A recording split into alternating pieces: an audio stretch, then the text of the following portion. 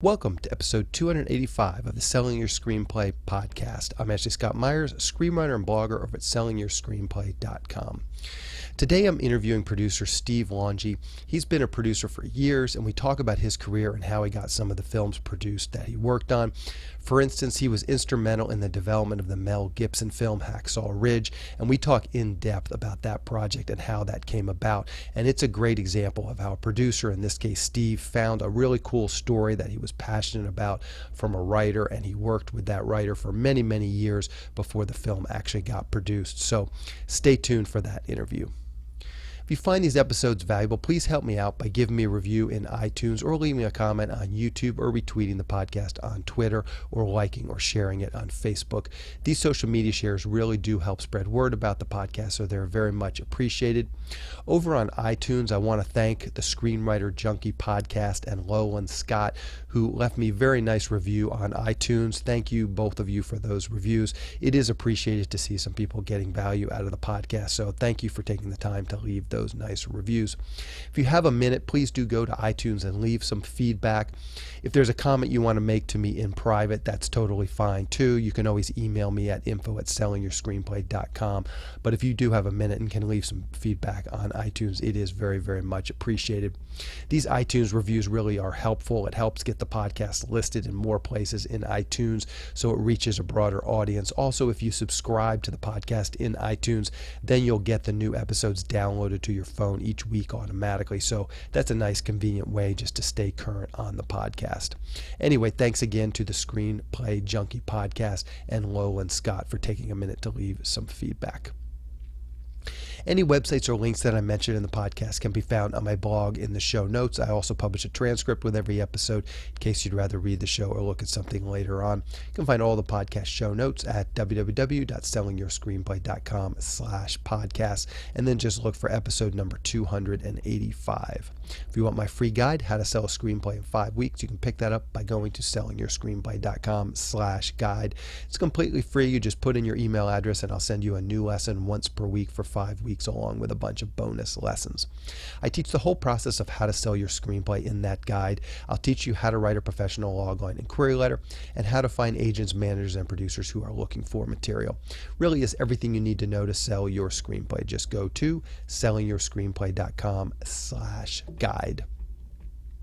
So now let's get into the main segment. Today I'm interviewing producer Steve Longi. Here is the interview.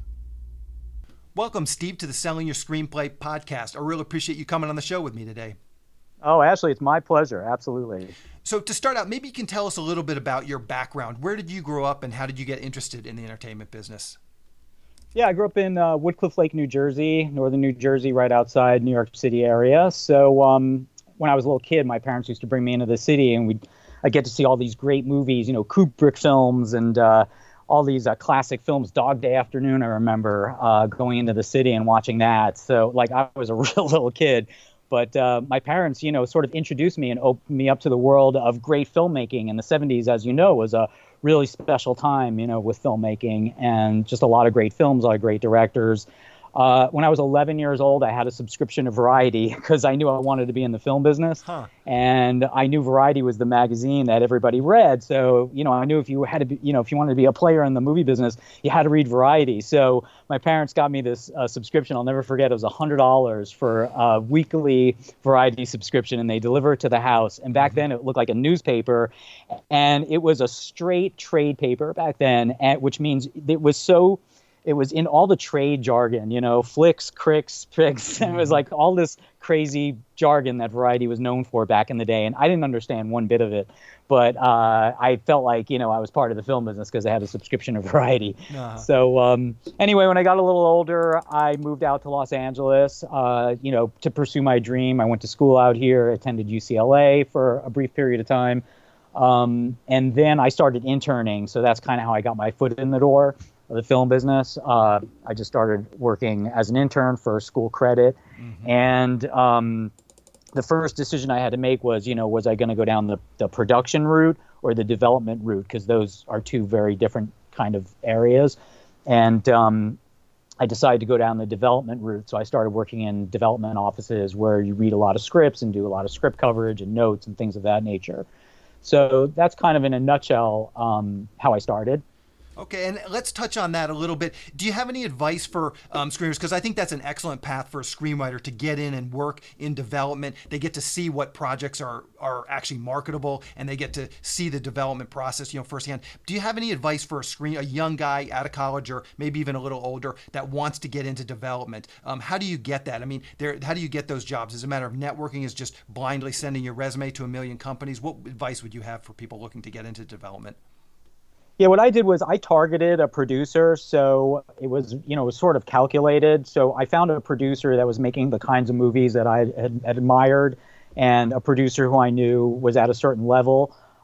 So I basically just showed up in his office and said, "Hey, I'm here to intern." These days, it's a little more complicated than that. There are laws regarding there are labor laws that don't allow production companies to necessarily take on interns unless they're earning college credit. So what you can easily do if you're not still in school, many people are not, you can go and just sign up for a course at a community college, and then you'll satisfy all the labor requirements, and then you can go and send like a resume or a query to, I would target a producer. And I think it's a great thing to do, by the way, if you're a writer, even if you're an actor, if you're doing anything that's connected to the entertainment business, it's good to be in an office, because I think that a big part of the struggle is inside your own head.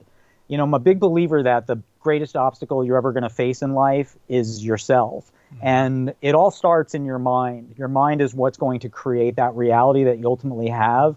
And if you're spending a lot of time in your head and you're not getting a lot of outside influence, you can kind of spin a lot of things into sort of negative scenarios.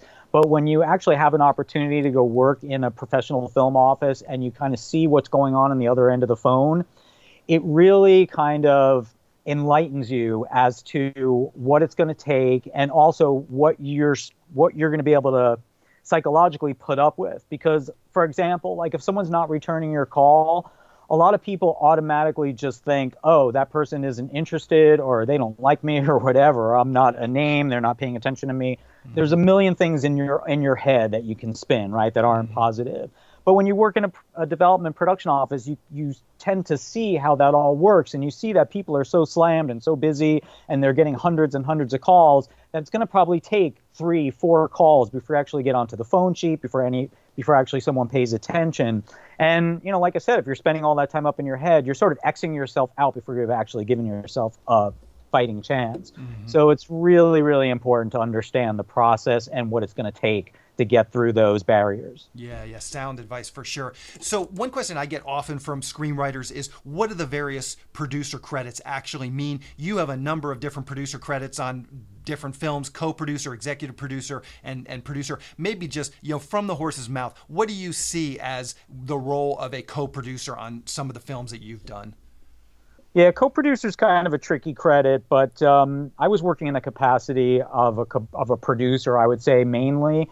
I was working for a company, so I was getting a salary. So when you're being paid a salary to produce movies, which is a pretty sweet deal, you can't always get the best credits. And on a lot of my movies, I took a co-producer credit for that reason, because I was an executive at a company. But I did perform the function of a actual producer, which means I did all the initial development of the screenplay. A lot of times, at least with Hacksaw Ridge, there wasn't even a screenplay to start with. I was the one that found the story, developed the screenplay, attached the talent, raised the financing.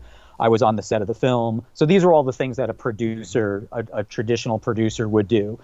He would be involved from the very beginning to the very end, which also means you're involved in the marketing process, even right down to the design of the movie poster, the release of the film, all of those different specific things that are involved with making a film.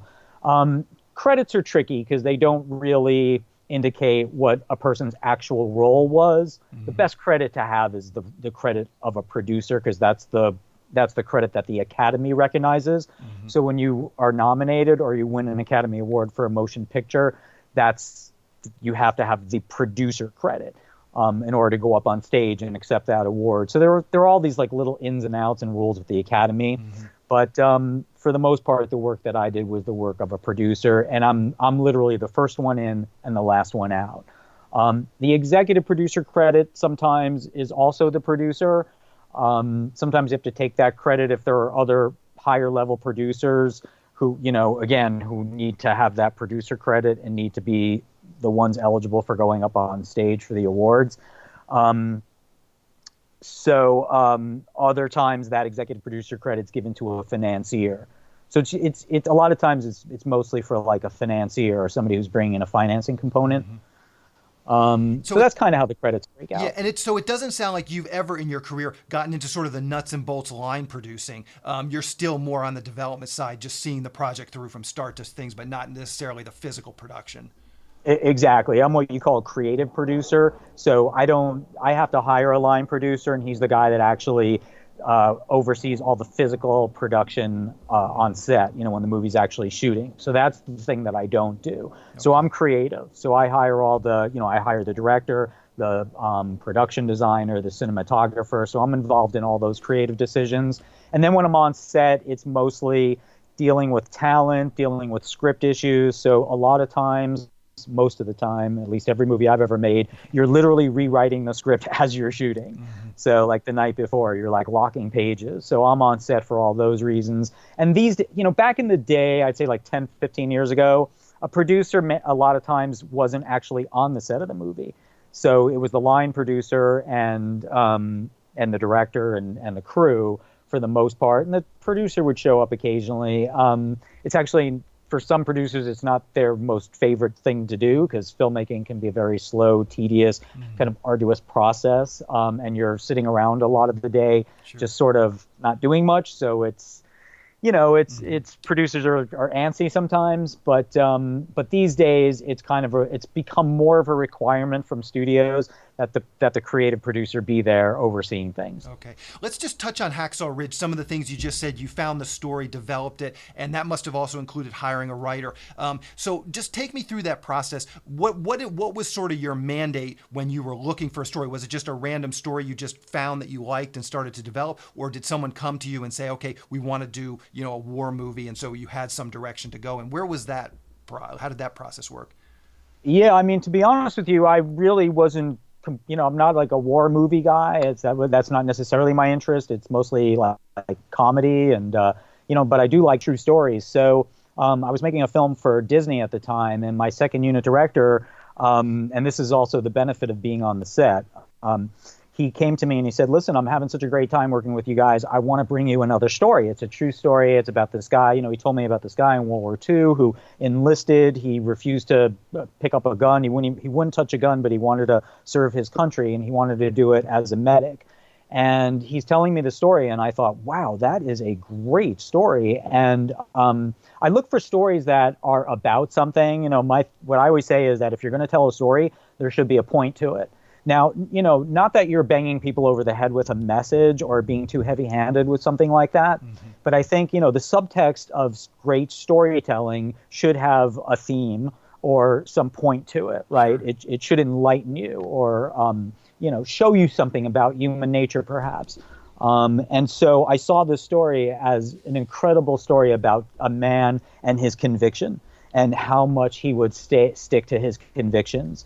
So, some people thought it was an anti-gun movie or anti-war movie, and it's not at all necessarily. It's really a story about a man who has a very, very strong conviction and is willing to make sacrifices and follow through on it. Okay, so that's what got me excited about it. Okay, so take us through that process. So this AD pitches this idea. You say, wow, that's a good story. Did you then try and get the rights? Did you give some money to this AD who's pitching the thing? How does that all work? Just moving through the development process? Yeah, he was made a producer on the project with a fee for finding the story. So, generally that's what we'll do. If someone brings a project in, they'll become like either associate producer, co-producer. We negotiate a deal for them, and then they would receive some type of fee. And that's really all they have to do. They really don't have to do any more work on the film. They're not required to do anything more. Just for bringing the project in earns you a credit and somewhat of a fee. It's nominal. Like I said, the credit is nominal, the fee is nominal, but it's definitely meaningful. From that point on, we actually had to acquire the rights, so we did that. Desmond Doss, his rights were being overseen by the Desmond Doss Council that was formed for him to administer the rights, because he wanted the council to sort of oversee it. He was alive at the time. He's since passed away, and now they oversee his entire legacy. But anyway, at the time, they were the ones that we dealt with, and they negotiated the life rights deal for Desmond.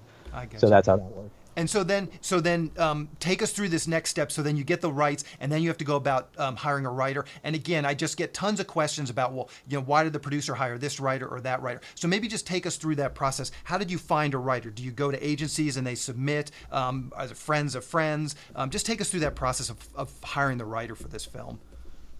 Yeah, we found the financing through Bill Mechanic. His company had development financing, and so we had money then to hire a writer, because traditionally you have to then bring the project to either a studio or a third-party financier before you get to the writing stage. So we now have the development money. You go to the agencies, and the agencies pitch their clients for the project. So it goes on a grid, what they call a grid for the agents, and the agents see that it's what you call an open writing assignment, and then they pitch their clients for the open writing assignments. Mm-hmm. And then how many people do you see during that process? Was it dozens, a dozen? And what made you pick the writer you eventually hired? Well, Robert Schenken had written on Band of Brothers, so he was a A-list writer that had done similar type of work, because you look for writers that work in the same genre.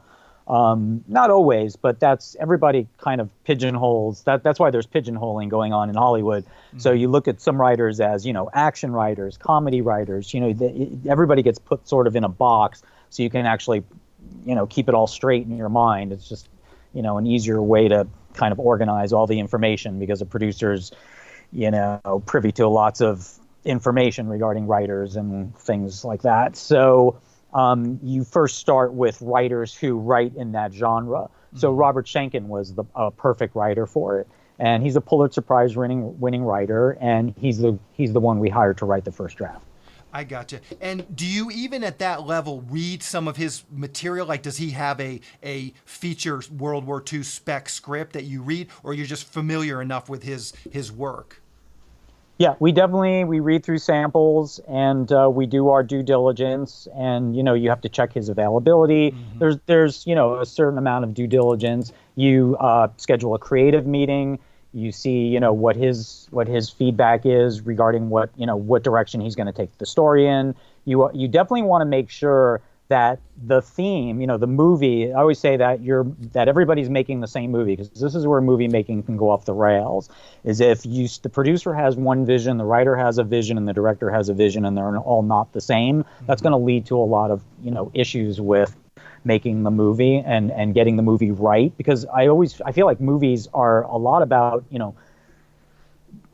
tonally being cohesive and thematically being very cohesive. I think those are the greatest films. Mm-hmm. So you want to make sure that he's seeing the same movie that you're seeing, and that he's going to write a movie that speaks to the same theme. So that's really important. So that's the first thing, you determine. And then beyond that, you have to trust the writer and his talent to take it the rest of the way. You don't really want to be micromanaging that process. You want the writer to have a roadmap to some degree, but you don't want to kind of box him in. You want him you want to allow him to use his creativity to come up with, unique and original scenes and things for the movie. So you try to give creatives as much freedom as you can. How much does personality count when you're just having these meetings? Obviously at this point, at this level, you're only meeting pretty qualified writers, probably have some experience, but how much is just the personality? You see the guy, you look him in the eyes, you just think, this is a guy I'm willing to spend 2 or 3 years working on this project, or this is a guy that's not. How much does the personality versus just his raw writing talent play into it? I try not to make judgments on a writer's personality, honestly, because writers are a very unique breed, and they work in very solitary environments. It's really like a writer and his computer. And some writers are not as socially, inclined. So they can tend to be very internal and quiet. I always think those are the best writers, actually, the ones that are not real effusive and full of personality. You see that more with TV writers because they tend to have to be, because TV writing is very different. It's a little more like, the TV writers are the ones that run the TV show, and the director actually is the one that takes sort of a second, sort of the back seat. Whereas in movies, the director is really the person running the show. That's a real distinct difference between, movies and TV. Yeah, sure. So the director is actually the one that's got to have a bit more of a personality because he's going to be interacting with the actors and people on set, and you're going to be probably using more of a judgment call in that regard, with respect to a director's personality. With a writer, it's not so much about the personality. It's more about what can he deliver on the page. I gotcha. So I want to talk about, you have two projects listed on IMDb, Chronicles of the Mayan Tunnel, Robert Mann's 1031. I just want to run through those in sort of a similar fashion and talk about just the projects and how you ultimately got involved and found the writers. So let's start with Chronicles of the Mayan Tunnel. How did you get involved with that project? Actually, I think what might be, if it's okay with you, there's a project that I just closed a deal on called Flight 49, which is an amazing true story. Sure. And that one might be more helpful because I acquired that project similar to the way I acquired Hacksaw Ridge. So it was a true story that somebody brought to me about this guy. It's set against the backdrop of the Detroit Riots in the late 1960s. African-American man living in Detroit who was basically being sent to jail on some trumped-up charges. The police were kind of railroading this guy into a prison sentence on a crime that he didn't commit, and and they were threatening his family. He had just gotten married. He was having a baby, and the police were actually threatening his family. And he took it. He just as like a last resort, he took it upon himself to hijack an airliner. A plane. And this is true story, and you can look this up. And the reason why I bring this story up is because it's something that everybody can relate to, because the TSA, the Transportation Safety Association, that's in all the airports, that agency was created because of this guy who hijacked this airplane. And very few people know about this story, but it's an amazing story. His name is Lewis Moore. The story was brought to me by another producer. He had seen it on a show. There was a TV show, I think on Bravo or on National, maybe it was on Nat Geo actually, about this true story, about this guy who hijacked this airplane. And he hijacks this airplane. He wants to speak to the White House because he wants to talk to the president and tell him how he's getting, how he's being railroaded on this, he's trying to gain some, obviously he's trying to gain a higher profile for this crime, so maybe someone can help him. And they say to him, look, you're not going to be able to speak to the White House. Just, land this plane and give it up. And he's like, no, we're gonna dive bomb this airplane into a nuclear reactor. And he tells the pilot, head towards this nuclear reactor, start diving this plane towards this nuclear reactor. And they're freaking out. So now they're like, all right, hang on, we got the White House on the phone. Wow. And he winds up talking to the White House, right? And he explains the situation, and he tells them, I want $3 million in cash delivered to this plane to know you're serious, and then I'll land the plane. So they're like, okay, we'll do it. Just land the plane. And he does, and they deliver $3 million in cash to this airplane in a duffel bag. So now they think he's going to let everybody go, but he's like, no, take off. He tells the pilot to take off because he doesn't trust them. And now he's giving the cash out to all the people on the plane. Thanks for flying with Eastern Airlines. Thanks for flying with us. He's handing the cash out, and the pilot's like, we're running out of gas. What do we do? And they had taken off from Miami now, and he's like, land the plane in Cuba. So now they fly this plane to Cuba, and there's a standoff on the tarmac in Cuba, and finally they get him off the plane, and he winds up being sent to a Cuban prison. But it's an amazing story, and I just acquired the rights to it, and now I'm out to actually Mahershala Ali to play the role of Lewis Moore.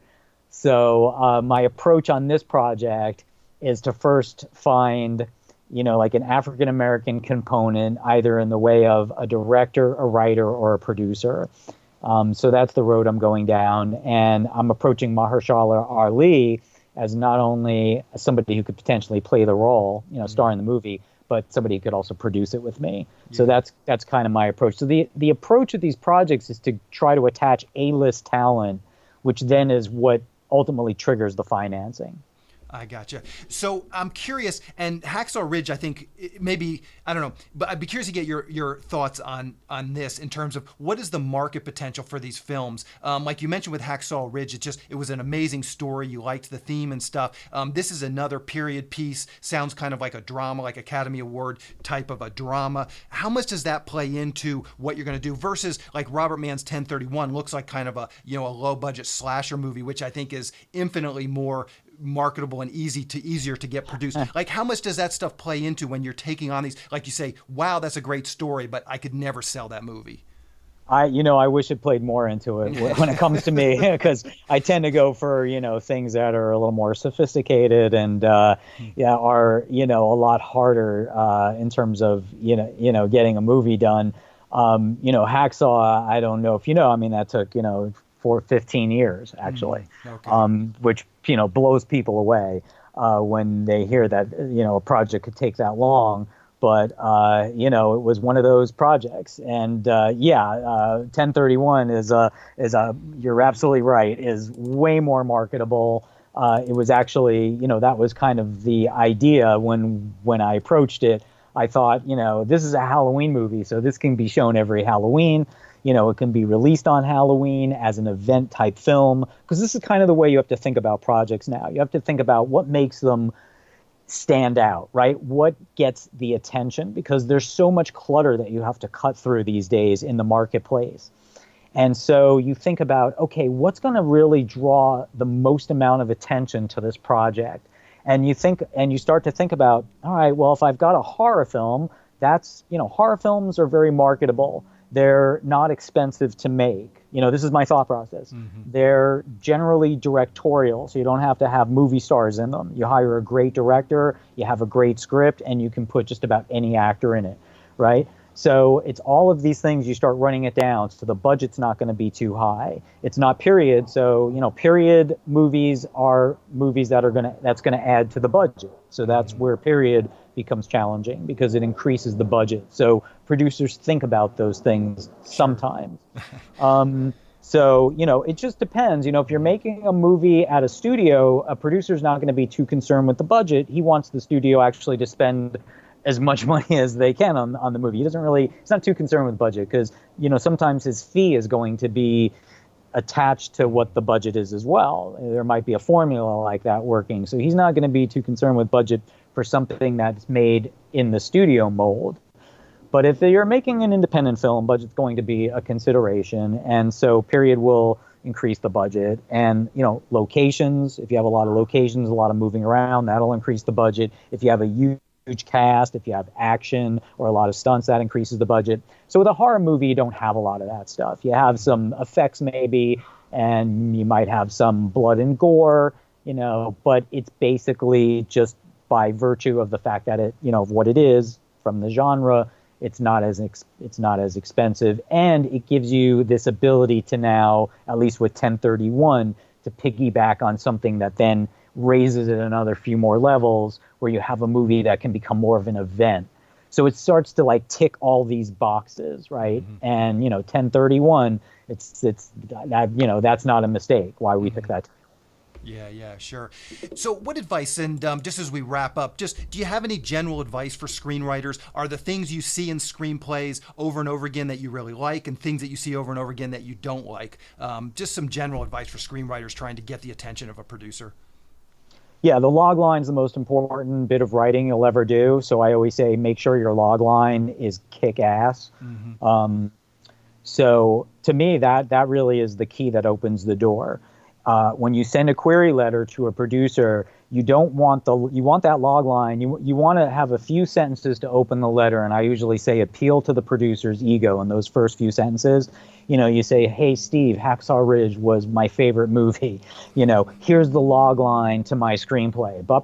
Right? 2 or 3 sentences, because they've done studies about this, and people, when they open emails, if they open an email, they only read about 4 or 5 sentences down. So you want to get that first sentence that appeals to the producer's ego, grab his attention right away, hit him with a log line that is kick-ass, and then he'll maybe read the summary or request your script. So that's the next step you got to get to. So I say the very first most important step is to write a kick-ass log line that somebody's like, wow, I want to read that. Because that's the only chance, maybe not the only chance, but that's the best chance you're going to have of capturing the most amount of people's attention, is if you get it right there in that first, 5 or 6 sentences. So that's really got to grab. It's just like the first 10 or 20 pages of your screenplay. The first 10 or 20 pages have to grab somebody like hardcore, where they're like, wow, I want to read the rest of this. So I tell writers, put all the focus on crafting an amazing log line and a great first 10 pages. And, with the log line, it should be your main protagonist, the conflict that your main protagonist is going to face, and then teasing the ending to that, or teasing where that might go, so someone wants to read on more. So that's how that should be designed. But sometimes I say write the log line even before you write your screenplay, because the log line is actually the other thing. The log line is, it's a litmus test of how well your story's working.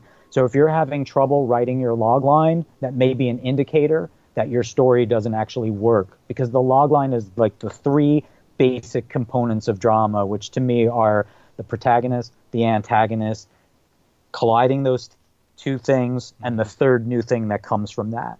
Yeah. That's just the basic structure of it. Yeah. So, no, very sound advice. Is there anything you've seen recently? I just like to kind of know what people are watching. Is there anything you've seen recently that you thought was really good? Something on TV, movies, anything you just want to mention, and maybe even something that's been a little bit under the radar? I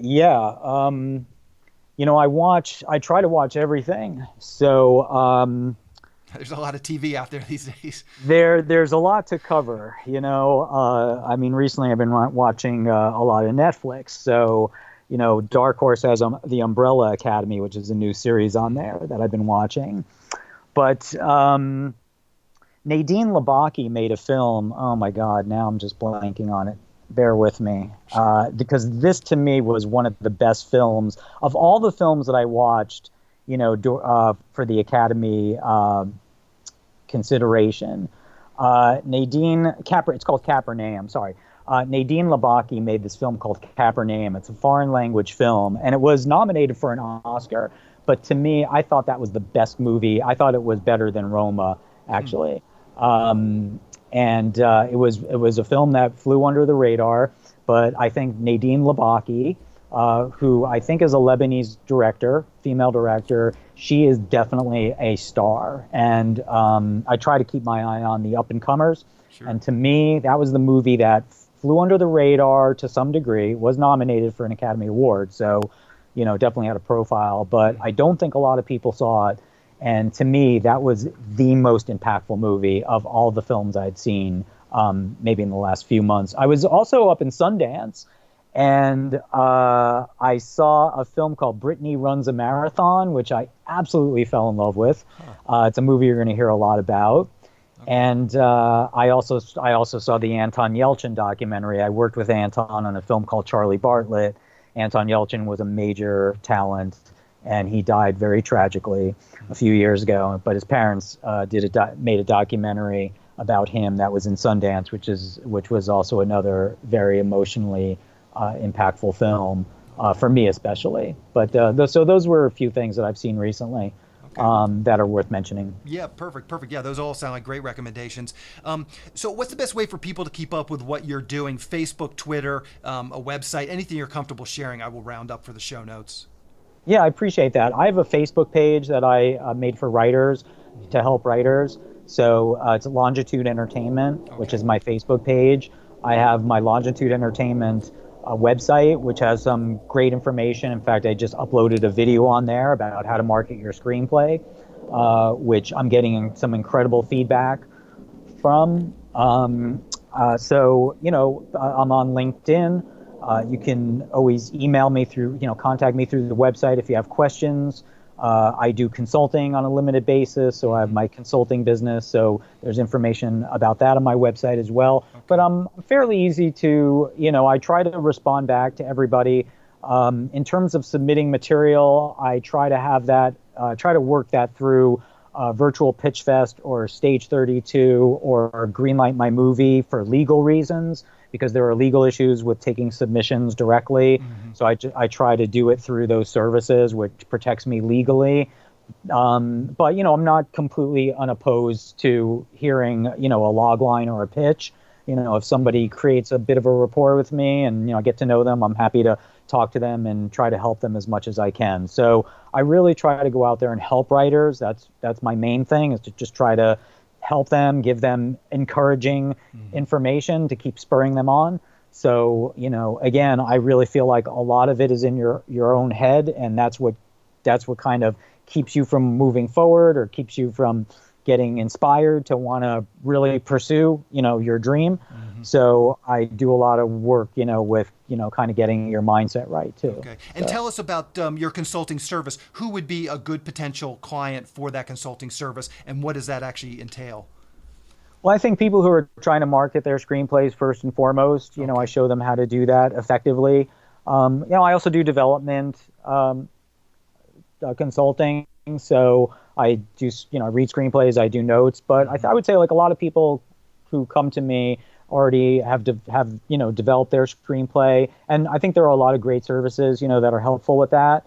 So, my service is probably more geared towards the marketing aspects. I think that's where I could probably be the most helpful, because to me, that's the mysterious part of it all. Mm-hmm. That's the part that there really isn't a lot of information on. Yeah, so that's the part I try to help out with. And that's the part that I think too is the biggest, hurdle. It's getting somebody to actually get back to you. This day and age, people don't respond anymore to emails. So I always say, if someone's actually getting back to you, that's you're successful. Even if they're getting back and saying no, that's a success. Yeah. And that's sort of the thing I'm trying to do with people's, what's going on inside their mind. Because if someone gets back and says no, they may feel discouraged. But I'm like, no, that's encouraging because they responded, right? So you just got to see it that way. Yeah, for sure. Well, Steve, I really appreciate this. This has been a great interview, lots of great information, and I really appreciate your time today. Thank you, Ashley. I really appreciate you interviewing me. Hey, thank you. We'll talk to you later. Okay, take care, man. Bye. I just want to talk quickly about SYS Select. It's a service for screenwriters to help them sell their screenplays and get writing assignments. The first part of the service is the SYS Select Screenplay database. Screenwriters upload their screenplays along with a logline, synopsis, and other pertinent information like budget and genre, and then producers search for and hopefully find screenplays they want to produce. Dozens of producers are in the system looking for screenplays right now.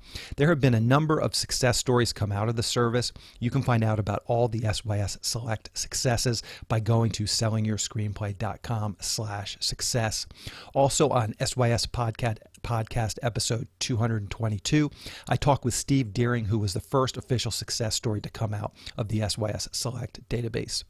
When you join SYS Select, you get access to the Screenplay database along with all the other services that we're providing to SYS Select members. These services include the newsletter. This monthly newsletter goes out to a list of over 400 producers who are actively seeking writers and screenplays. Each SYS Select member can pitch one screenplay in this monthly newsletter. We also provide screenwriting leads. We have partnered with one of the premier paid screenwriting leads services, so I can syndicate their leads to SYS Select members. There are lots of great paid leads coming in each week from our partner. Recently, we've been getting 5 to 10 high-quality paid leads per week. These leads run the gamut. There's producers looking for a specific type of spec script to producers looking to hire a screenwriter to write up one of their ideas or properties. They're looking for shorts, features, TV, and web series pilots, all types of projects. If you sign up for SYS Select, you'll get these leads emailed directly to you several times per week. Also, you get access to the SYS Select forum, where we will help you with your logline and query letter and answer any screenwriting related questions that you might have. We also have a number of screenwriting classes that are recorded and available in the SYS Select forum. These are all the classes that I've done over the years, so you'll have access to those whenever you want once you join. The classes cover every part of writing your screenplay, from concept to outlining to the first act, second act, third act, as well as other topics like writing short films and pitching your projects in person. Once again, if this sounds like something you'd like to learn more about, please go to sellingyourscreenplayselect.com. Again, that is sellingyourscreenplayselect.com. On the next episode of the podcast, I'm going to be interviewing writer-director Jerome Cohen Olivar. He just did a horror film called The 16th Episode. It's another very timely story about a bunch of YouTubers who struggle to build their channel, end up getting in a lot of trouble. We talk through this film as well as some of his past films and kind of how his career has progressed. So keep an eye out for that episode next week. That's the show. Thank you for listening.